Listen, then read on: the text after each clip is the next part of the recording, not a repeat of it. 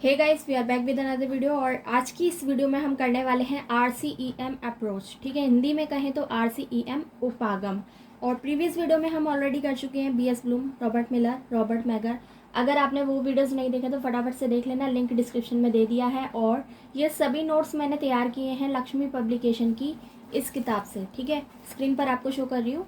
और इसका ये चैप्टर नंबर 3 है जिसके अंतर्गत ये वाला टॉपिक आएगा। तो शुरू करते हैं बिना किसी देरी के। चैनल को सब्सक्राइब कर दीजिए और करते हैं शुरू। RCEM, तो सबसे पहले जान लीजिए इसकी फुल फॉर्म क्या है। Regional college of education Mysore. ठीक है, I repeat, regional college of education Mysore. ठीक है, हिंदी में कहें तो क्षेत्रीय शिक्षा महाविद्यालय मैसूर। सेकंड है यहाँ पर RCEM ने 1972 में उद्देश्यों को व्यवहारिक रूप में लिखने की नई विधि विकसित की जिसे RCEM अप्रोच कहा जाता है। ठीक है, कब की थी? 1972 में RCEM ने, ठीक है, एक विधि बनाई जो कि व्यवहारिक रूप से उद्देश्यों को लिखने की विधि थी। ठीक है, तो ये क्यों बनाई गई थी भाई? देखिए, रॉबर्ट मैगर की विधि की कमियों को दूर करने के लिए इस विधि का विकास किया गया। किसके द्वारा? RCEM के द्वारा। थर्ड पॉइंट है यहाँ पर, इसका आधार BS ब्लूम टैक्सोनॉमी का ज्ञानात्मक पक्ष है। ठीक है, इसका मतलब है कि जो RCEM है, ठीक है, इसने क्या किया? ब्लूम की जो टैक्सोनॉमी थी उसका ज्ञानात्मक पक्ष केवल उसी को आधार बनाया। उसने क्रियात्मक को छोड़ दिया, भावात्मक को छोड़ दिया, केवल और केवल ज्ञानात्मक पक्ष को आधार बनाते हुए अपनी इस विधि का विकास किया। ठीक है, आगे बढ़ेंगे। RCEM विधि में शैक्षिक उद्देश्यों के ज्ञानात्मक पक्ष को 4 भागों में वर्गीकृत किया है। ठीक है, तथा उन 4 भागों में 17 मानसिक क्रियाओं की व्याख्या की है। इसको भी समझेंगे कि जो इनका RCEM विधि का जो ज्ञानात्मक पक्ष है इसको 4 भागों में बांटा है। वो कौन कौन से हैं मैं बता देती हूँ आपको। ज्ञान, बोध, प्रयोग और सृजनात्मक। ठीक है, सृजनात्मकता।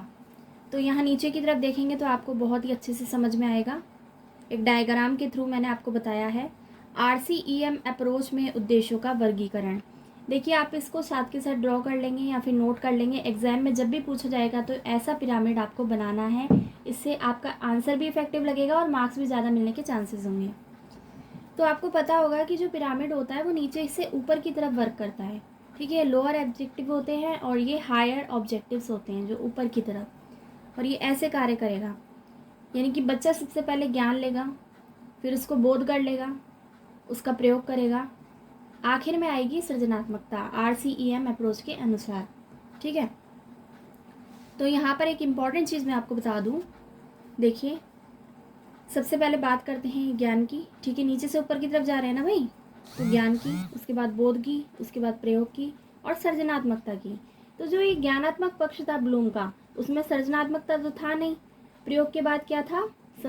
विश्लेषण। ठीक है, प्रयोग के बाद था उसमें विश्लेषण, अगर आपको याद हो तो। बाकी आपने पढ़ी ही है। ठीक है, तो यहाँ पर सृजनात्मकता में इसने कौन कौन सी चीज़ों को रखा है RCEM अप्रोच ने? देखिए, विश्लेषण, संश्लेषण और मूल्यांकन, मतलब जो आखिर के 3 पद थे ब्लूम टैक्सोनॉमी के ज्ञानात्मक पक्ष के, उन सभी 3 पदों को इसने एक जगह कर दिया जिसे नाम दिया सृजनात्मकता। ठीक है, तो यहाँ पर आपको बिल्कुल भी कंफ्यूज नहीं होना है। सृजनात्मकता में क्या होता है? विश्लेषण भी होगा, संश्लेषण भी होगा और मूल्यांकन भी होगा। मतलब पूरी तरीके से ये ब्लूम टैक्सोनॉमी ही है, बस यहाँ पर इसने चौथा पद जो है उसको सृजनात्मकता का नाम दे दिया है। ठीक है, जिसमें विश्लेषण भी आ गया, संश्लेषण भी आ गया और मूल्यांकन भी आ गया।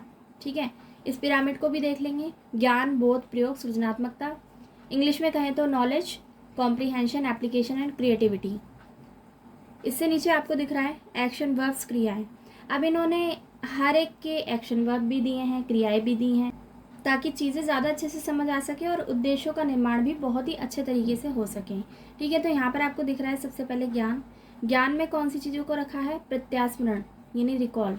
ठीक है, बच्चे को आपने एक टॉपिक पढ़ाया है, ये किसी भी विशेष वस्तु के बारे में बताया। ठीक है, अगली सिचुएशन में क्या हुआ? अगली कक्षा में आपने उसी चीज़ के बारे में दोबारा से पूछ लिया और बच्चा उस चीज़ को रिकॉल करेगा, यानी कि प्रत्यास्मरण करेगा। तो यहाँ पर ये चीज़ आपको क्लियर हो गई। अगला है इसमें ज्ञान के अंतर्गत अगला पद है, अगली क्रिया क्या है? प्रत्याभिज्ञान। ठीक है, प्रत्याभिज्ञान क्या होता है? रिकॉग्नाइज करना, पहचानना चीज़ों को। आगे बढ़ेंगे, अगला क्या है इसमें देख लीजिए आप। ये देखिए, बोध। अब हम डिस्कस करेंगे कि बोध में कौन कौन सी क्रियाओं को रखा है RCEM ने। बोध यानी कॉम्प्रिहेंशन, संबंध देखना, वर्गीकरण करना, व्याख्या करना, उदाहरण देना, पुष्टि करना, अंतर करना, सामान्यीकरण। तो देखिए ये सभी टर्म्स तो आपको इजीली समझ आ जाएंगे। प्रत्यास्मरण और प्रत्याभिज्ञान में थोड़ा सा आपको दिक्कत होती, तो वो मैंने आपको समझा दिया था। ठीक है, इसके बाद है अगला प्रयोग। प्रयोग यानी एप्लीकेशन। प्रयोग में बच्चे क्या करेंगे? तर्क करेंगे, तर्क करना, कारण बताना, भविष्यवाणी करना, उपकल्पना करना, उपकल्पना स्थापित करना। ठीक है, इसको लिख लीजिएगा और याद रखना है आपको, बहुत ही इंपॉर्टेंट टॉपिक है और बार बार एग्जाम में पूछा जाता है अलग अलग तरीके से। तो इतना पढ़ना भी आपके लिए इनफ होगा, काफ़ी होगा। सृजनात्मकता यानी कि क्रिएटिविटी। तो सृजनात्मकता के अंतर्गत जैसा कि मैंने आपको पहले भी बताया, तीनों चीज़ें आ जाती हैं ज्ञानात्मक पक्ष की: विश्लेषण करना, संश्लेषण करना और मूल्यांकन करना। बहुत ही इजी मेथड है, ये इंडियन विधि है। ठीक है, ये आपको पता होना चाहिए, इंडिया में ये डेवलप हुई है और ये बहुत ही इम्पॉर्टेंट है क्योंकि इसका आधार भी ब्लूम टैक्सोनॉमी है। तो मेरे कहने का मतलब है, सबसे पहले अगर आप कोई वीडियो देखेंगे या फिर कोई टॉपिक पढ़ेंगे व्यवहारात्मक उद्देश्यों से संबंधित, तो वो आप पढ़ेंगे ब्लूम टैक्सोनॉमी। ठीक है, इसके बाद ही आपको रॉबर्ट मैगर को पढ़ना है, रॉबर्ट मिलर को पढ़ना है और RCEM अप्रोच को पढ़ना है। ठीक है, तो ये मैंने आपको तरीका बता दिया।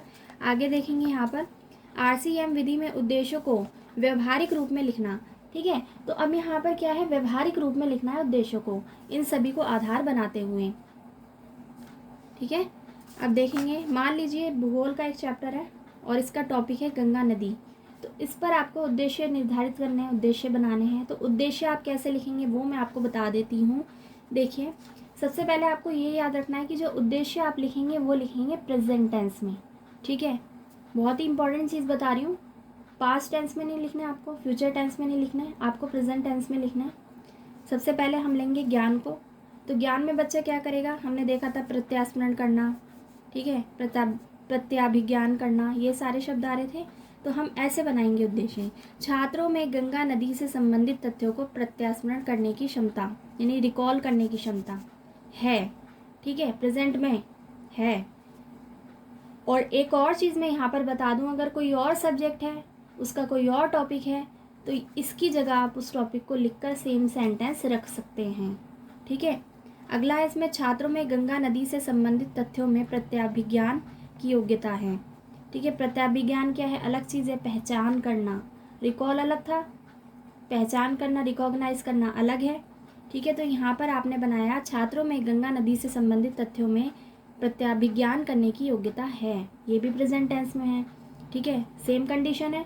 अगर कोई और टॉपिक होगा किसी और सब्जेक्ट का तो आप यहाँ पे लिख देंगे। मान लीजिए गणित में आप त्रिभुज पढ़ा रहे हैं तो त्रिभुज के बारे में यहाँ पर लिखेंगे। बाकी सारी चीज़ें आपकी सेम रहेंगी, ये वाली। ठीक है, ये वाली जो क्रियाएं हैं वो सेम रखेंगे आप। चलिए अब हम आते हैं बोध की तरफ, कि बोध से संबंधित सभी उद्देश्य आप किस तरीके से लिखेंगे। देखिए, बोध में आता है अंतर करना, संबंध देखना, वर्गीकरण करना, व्याख्या करना और उदाहरण देना। ठीक है, ये सारी चीज़ें आती है। तो इसी को आधार बनाते हुए आप अपने उद्देश्य लिखेंगे। चलिए शुरू करते हैं। छात्रों में गंगा नदी तथा यमुना नदी में अंतर करने की योग्यता है। ठीक है, आ गया ना अंतर करने की योग्यता। अगला इसमें छात्रों में गंगा नदी तथा यमुना नदी में संबंध देखने की योग्यता है, प्रेजेंट टेंस में ही लिखेंगे आप। ठीक है, अगला आप बना सकते हैं छात्रों में गंगा नदी की सहायक नदियों का वर्गीकरण करने की योग्यता है, वर्गीकरण भी आ गया इसमें बोध का। छात्रों में गंगा नदी के पवित्र होने के कारणों की व्याख्या करने की योग्यता है, छात्रों में गंगा नदी के विषय में उदाहरण देने की योग्यता है। तो आप कितने भी उद्देश्य बना सकते हैं। ठीक है, इसमें लगभग आपको दे रखी हैं 1 2 3 4 5 6 7 क्रियाएं इसमें दे रखी हैं बोध के अंतर्गत। ठीक है, और हमने यहाँ पर केवल और केवल कितने उद्देश्य लिखे हैं? 1 2 3 4 5। ठीक है, तो ऐसा कुछ नहीं है कि 7 ही आपको यूज़ करना है, सातों के सातों। जो आपको आपके टॉपिक के अकॉर्डिंग अप्रोप्रिएट लग रहे हैं एट द मोमेंट आप उनको यूज़ कर सकते हैं। ठीक है, अब हम बात करेंगे प्रयोग।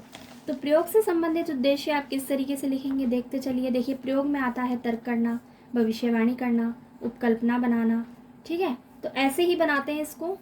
छात्रों में गंगा नदी से संबंधित तथ्यों के विषय में तर्क करने की योग्यता है, छात्रों में गंगा नदी के विषय में भविष्यवाणी करने की योग्यता है, छात्रों में गंगा नदी के विषय में उपकल्पना बनाने की योग्यता है। बहुत ही इजी होता है ये टॉपिक। ठीक है, आपको कंफ्यूज बिल्कुल नहीं होना है, बस आपको इनको ध्यान रखना पड़ेगा। ठीक है, किसके अंतर्गत क्या था, और बहुत ही अच्छे तरीके से आप ध्यान रख पाएंगे अगर आपने ब्लूम टैक्सोनॉमी पढ़ी है। अगला इन्होंने दे दिया सृजनात्मकता। तो छात्रों में गंगा नदी से संबंधित तथ्यों का विश्लेषण करने की योग्यता है। विश्लेषण आ गया, आगे बढ़ेंगे। छात्रों में गंगा नदी से संबंधित तथ्यों का संश्लेषण करने की योग्यता है। छात्रों में गंगा नदी का मूल्यांकन करने की योग्यता है। ठीक है, तो आज के इस टॉपिक में हम इतना ही करेंगे और आगे कुछ इंपॉर्टेंट रहेगा तो मैं आपको वीडियो प्रोवाइड करवा दूंगी। अगर आपको हमारे चैनल का कंटेंट पसंद आ रहा है तो वीडियो को लाइक करके शेयर ज़रूर कर दिया करें प्लीज़। एक वीडियो में बहुत मेहनत लगती है और चैनल को सब्सक्राइब कर लीजिए ताकि हर एक नई वीडियो का नोटिफिकेशन आप तक पहुँच सके। हम मिलेंगे आपसे अगली बार, तब तक के लिए आप सभी का धन्यवाद।